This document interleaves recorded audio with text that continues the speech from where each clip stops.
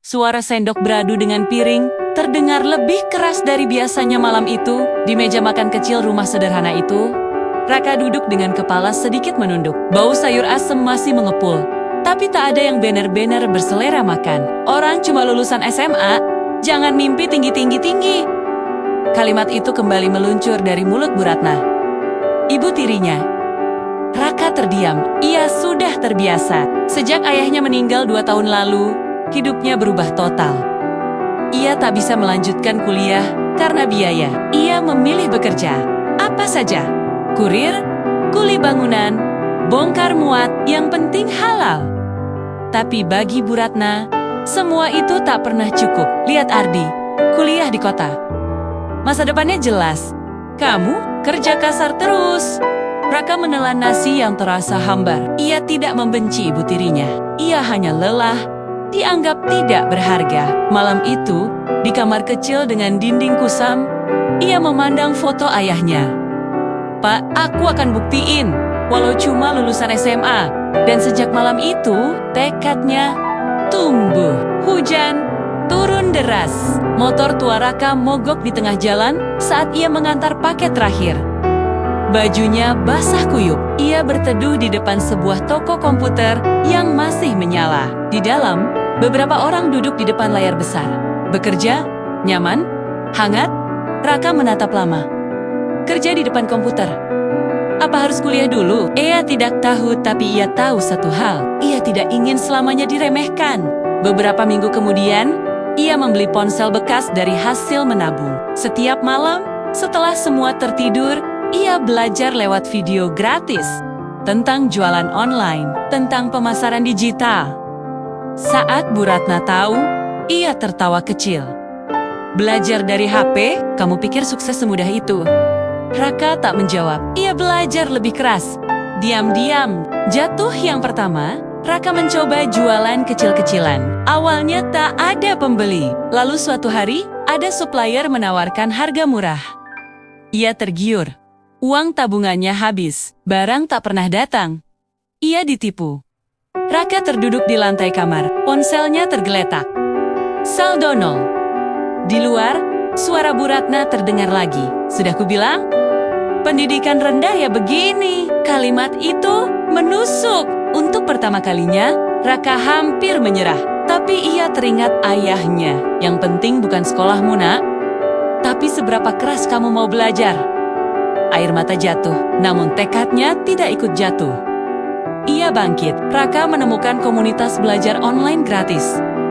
Ia belajar strategi, belajar cara memilih supplier, belajar cara membuat foto produk menarik. Ia mulai lagi perlahan. 1 pesanan masuk, lalu 2, lalu 5. Setiap notifikasi membuat jantungnya berdebar. Ia tidak lagi sekadar kurir. Ia punya toko online sendiri, namun ia tetap bekerja seperti biasa. Tidak pamer, tidak membalas ejekan karena ia tahu pembuktian terbaik adalah hasil. Hasil yang mulai terlihat beberapa bulan berlalu. Raka membeli laptop bekas. Penghasilannya stabil, bahkan melebihi gaji UMR. Suatu hari, paket datang bertumpuk di rumah Bu Ratna Kyuraga. Kamu pinjam uang siapa lagi? Raka hanya tersenyum kecil. Ia membayar listrik yang sempat menunggak, memperbaiki atap bocor.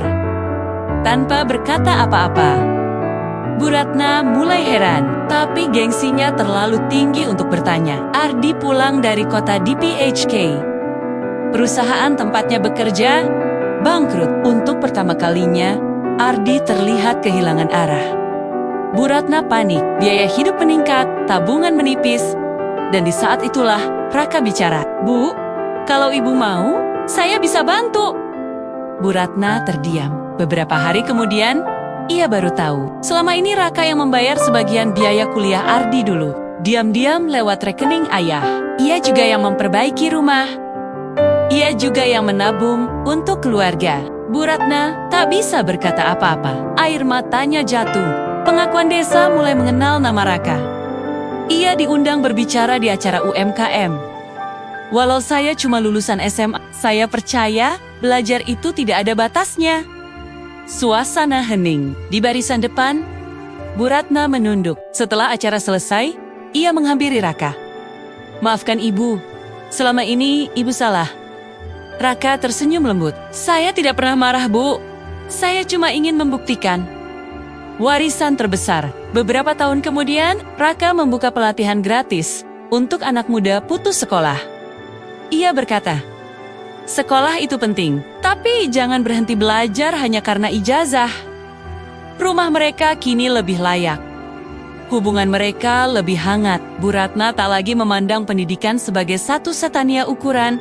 Ia belajar dari anak yang dulu ia remehkan.